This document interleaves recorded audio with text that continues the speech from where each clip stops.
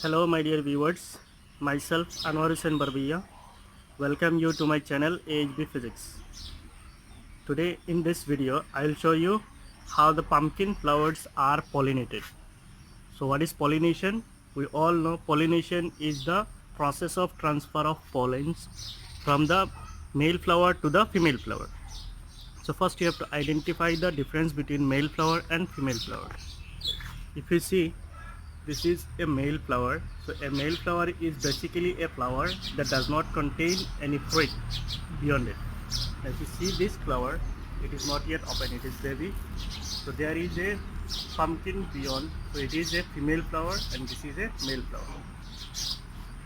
Now after opening up of the fruit, after opening up of the flowers, how the fruit look like, I will show you.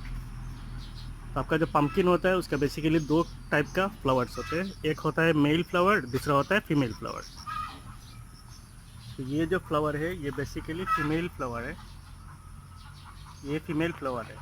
तो जो female flower होते हैं उसके नीचे में pumpkin होते हैं, ऊपर में फ्लावर होता है, और जो मेल फ्लावर होता है वो खाली फ्लावर होता है, उसमें कोई पम्पकिन नहीं होता है।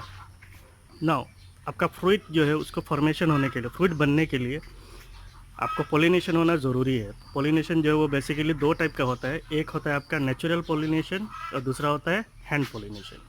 नेचुरल पोलिनेशन वो प्रोसेस होता है जहाँ पे आपका कोई बी होता है, जैसे हनी बी है, दूसरा बीज होता है, वो क्या करते हैं, पॉलेंस को ट्रांसफ़र करते हैं from the male flower to the female flower.